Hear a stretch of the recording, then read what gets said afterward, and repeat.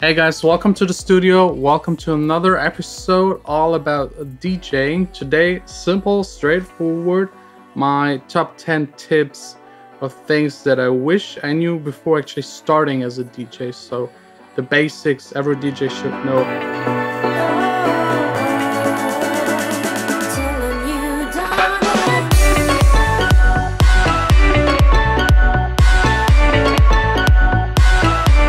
The first tip, and that's actually something I've been doing at the very beginning a lot, and nowadays I'm doing less and less, which actually is a bad habit.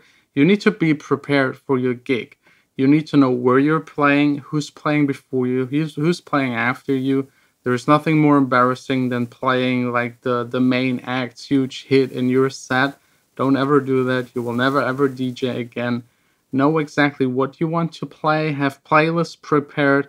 It's like back in the days with vinyl, you had like hundreds and hundreds of records, and before you went out to the show, because these things are heavy, you had to decide which to take with you. I could carry like maybe 150, 200 records, so that was basically the limit back then. Back then I was playing hip-hop, so I knew if I'm going to a club to play that is more like R&B focused, I will take more R&B with me and less like dark, gritty rap kind of stuff. But now I'm playing house music, same things apply. You want to play at the beginning, at the very early stage where there's no one in the club. Actually more groovy kind of stuff that has less breaks, not huge, big 3 minutes long breaks that makes everyone stop dancing. You want just to keep the flow up. Next up, you should be technically skilled and trained at least to get through a night without messing up any beat matching. There's nothing more embarrassing than not having the beats on top of each other and having this double rhythm that is just awkward and no one can dance. Everyone in the club will look at you, but not in a good way. So yeah, prepare yourself, train a lot at home, record mixtapes, listen to them, listen for mistakes, do it again, and again. Train a lot. At the very beginning, I was just playing with vinyl, so I trained almost every day, like 2-3 hours. It got then less over time, but still today, at least like 2-3 hours a week. I'm standing here and just like having fun. I think by far the hardest and the one thing that is the most underestimated for all DJs is actually getting the gigs. It's way harder than it might seem. It's not like back in the days there were like 4 or 5 DJs in town. It's like everyone is a DJ. Even promoters are now DJs and opening on their own shows. Like managers start to be DJs. Every little kid has like a small setup and is a DJ. And all of them, they make your share smaller, your opportunity smaller. So you have to stand out, be better than them, be more professional than them, more dedicated, and go out there and get in contact with the right people. This can help immensely. Get support by other DJs, get support by promoters that believe in you, and this way work your way up and build up a fan base. Also very underestimated, and that's something for people that already got everything a little started. Think of what kind of DJ you want to be. Do you want to be a tech house DJ, a deep house DJ, a progressive house DJ, a hip-hop DJ, R&B DJ, doing weddings, doing birthdays, doing events for like advertisement and companies? Those are all different things. If you're a wedding DJ for 2 or 3 years and it's working for you and all of a sudden it's not cool enough for you and you want to switch to become a club DJ, good luck. They won't accept you. Like this underground club scene is too cool. Wedding DJs are not accepted, so you have to come up with another name, a different alias, and build everything up again from start. So think at the very beginning what you want to do.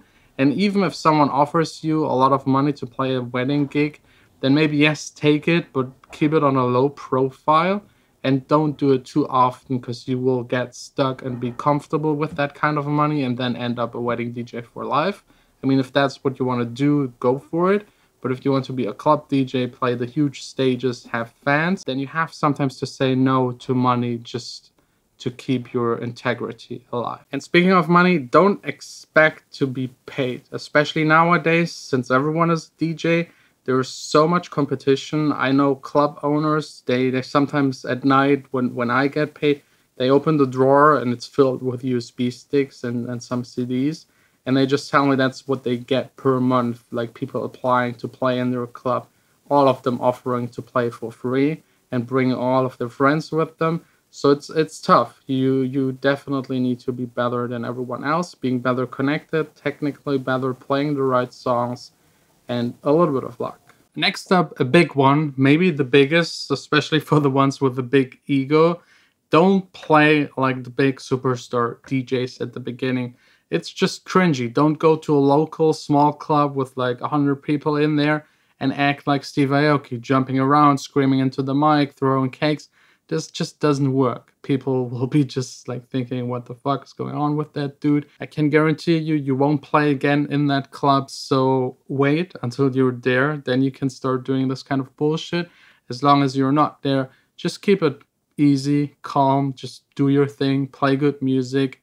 If it's a club where people are used to getting some mic action, then maybe just do it a little, but don't exaggerate it and don't do it like the big guys, please. Speaking of making a fool of yourself, don't drink too much. I know this can happen very easily, especially with me. I love gin tonic. If it's for free, I love it even more.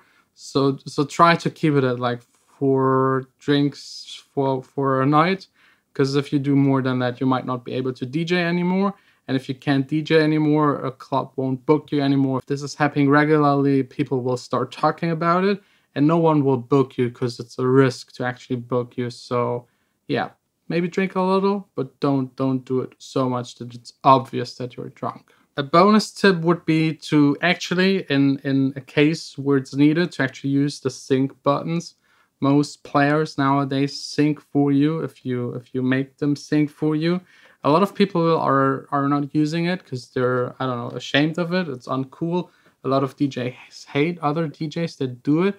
But I think before you mess up a transition because you're too drunk, too excited, or you just can't figure it out on these kind of 2 tracks that you're playing, just use it. The crowd won't care if you sync or do not sync.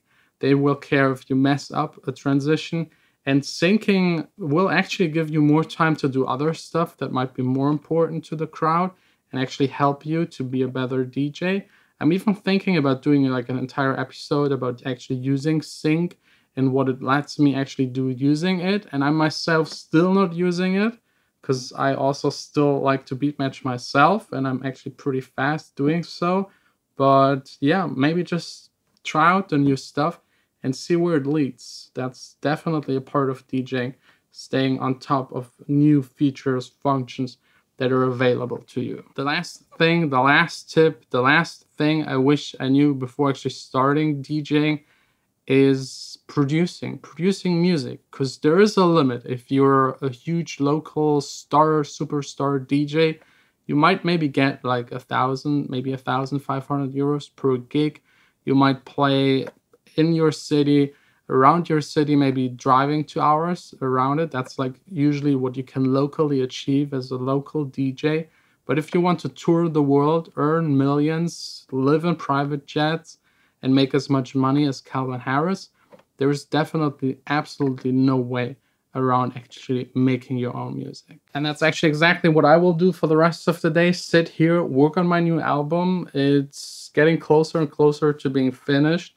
1 song completely done, 5 songs finished enough to send them out to labels and see if someone is interested. If you're interested to learn how to produce, just check out any other video on this channel. It's all about music producing, DJing, advancing as a DJ music producer within this industry. Don't forget to like, subscribe, follow along, and tomorrow back again here in the studio making music.